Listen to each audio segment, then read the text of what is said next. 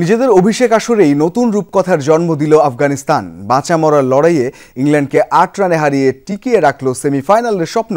Ibrahim জাদরানের record ১৭৭ রানে ভর করে ৩২৫ রানের পুঁজি পায় আফগানরা। জবাবে জো রুটের সেঞ্চুরি বৃথা যায় ওমরজাইয়ের ফাইফারে।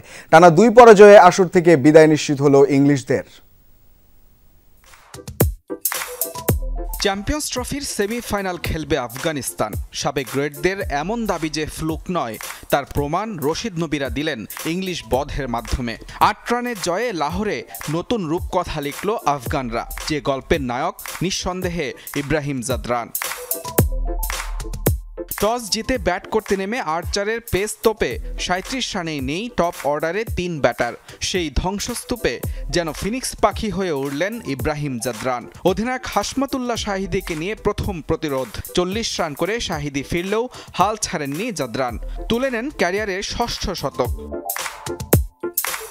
শেষ দিকে আগ্রাসী ব্যাটিংয়ে ওমরজাই ও নবীর ৪০ দুটি ইনিংসে যোগ্য সমর্থন পান এই আফগান তুর্কি। শেষ ওভারে যখন ফিরলেন ততক্ষণে রেকর্ড বইয়ে লিখলেন নিজের নাম।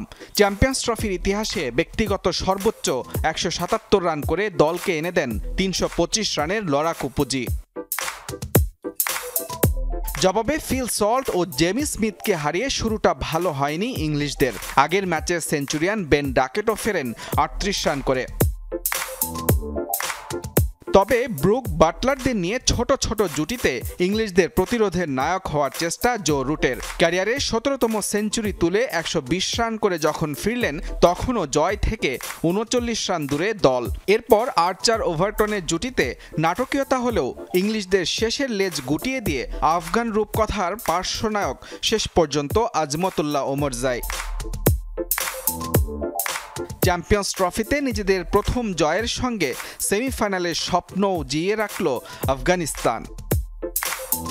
মুজনা বিন তারেক, যমুনা স্পোর্টস।